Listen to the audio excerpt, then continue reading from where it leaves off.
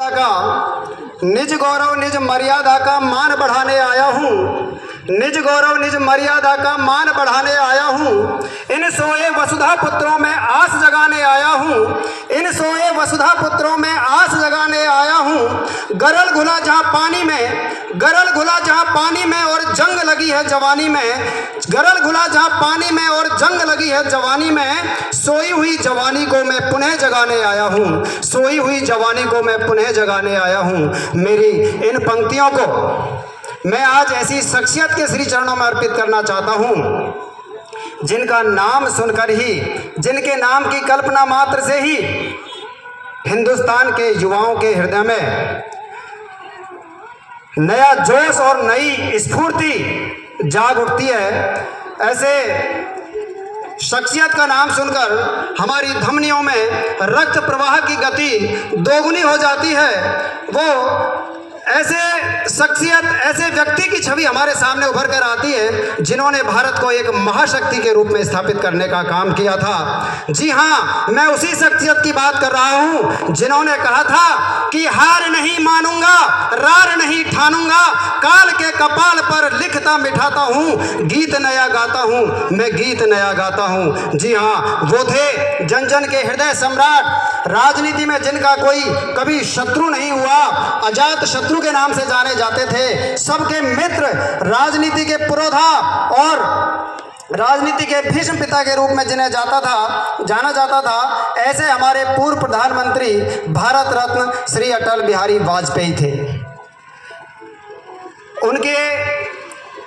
उनके लिए हमारे पास शब्द कम पड़ जाते हैं क्योंकि वो स्वयं शब्दों के धनी थे। और आज उनकी जयंती के अवसर पर मैं करण केसरा उनको सादर नमन करता हूँ, वंदन करता हूँ, प्रणाम करता हूँ।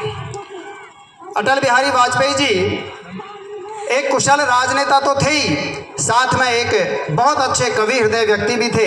वो जहाँ भी जाते, चाहे संसद में हो, चाहे सड़क पर हो, उनको कहीं पर भी कविता का पाठ करते हुए देखा जा सकता था। तो ऐसा कैसे हो सकता है कि हम उस कवि हृदय व्यक्ति को याद करें और उनकी कविता का यहाँ जिक्र नहीं किया जाए।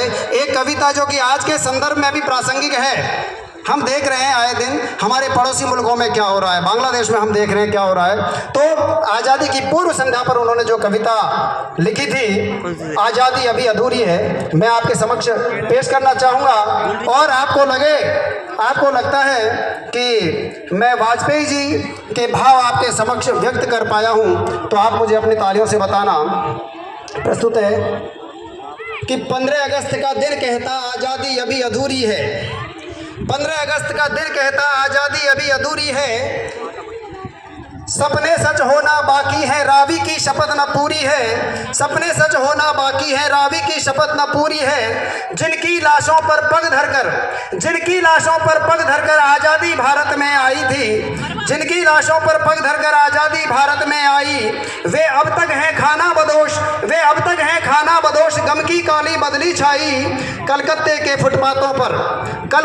फुटपाथों पर जो आंधी पानी सहते हैं, उनसे पूछो 15 अगस्त के बारे में क्या कहते हैं। हिंदू के नाते उनका दुख सुनते यदि तुम्हें लाज आती, तो सीमा के उस पार चलो। सभ्यता जहाँ कुचली जाती, इंसान जहाँ बेचा जाता, ईमान खरीदा जाता है। इंसान जहाँ बेचा जाता, ईमान खरीदा जाता है। इस्लाम सिसकियाँ भरता है, डॉलर मन में मुस्काता है। अमेरिका खुश है आज भारत और पाकिस्तान और पड़ोसी मुल्कों में। यदि आगे कहते हैं कि भूखों को गोली, नंगों को हथियार पहनाए जाते हैं। भूखों को गोली, नंगों को हथियार पहनाए जाते हैं। सूखे कंठों से जिहादी नारे लगवाए जाते हैं।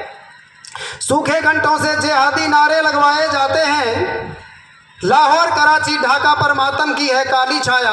पख्तूनों पर, गिलगित पर है गमगीन गुलामी का साया। बस इसीलिए मैं कहता हूँ, बस इसीलिए कहता हूँ, आज़ादी अभी अधूरी है। बस इसीलिए कहता हूँ, आज़ादी अभी अधूरी है। कैसे उल्लास मनाऊँ मैं, थोड़े दिन की मजबूरी है। दिन दूर नहीं, खंडित भारत को पुनः अखंड बनाएंगे। गिलगित से गारो पर्वत तक आज़ादी पर्व मनाएंगे। उस स्वर्ण दिवस के लिए आज से कमर कसे बलिदान करें। जो पाया उसमें खो न जाएं, जो खोया उसका ध्यान करें, जो खोया उसका ध्यान करें।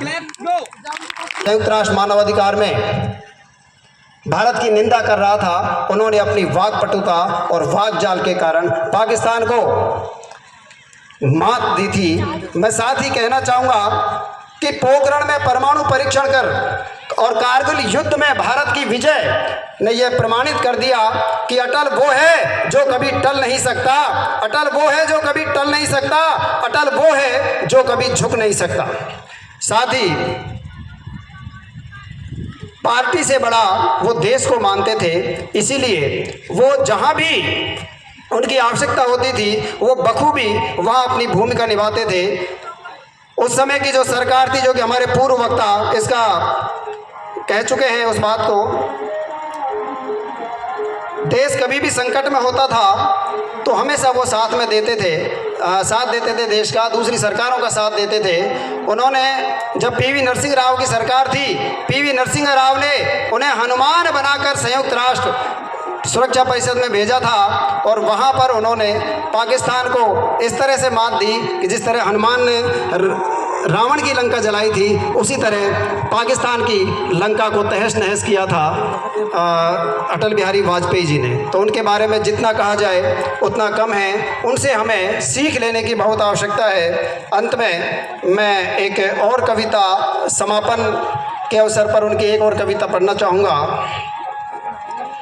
भरी दोपहरी में अंधियारा सूरज परछाई से हारा, अंतरतम का नेह निचोड़े बुझी हुई बाती सुलगाएं, आओ फिर से दिया जलाएं, आओ फिर से दिया जलाएं। हम पड़ाव को समझे मंजिल, लक्ष्य हुआ आँखों से ओझल, वर्तमान के मोह जाल में आने वाला कल ने भुलाएं, आओ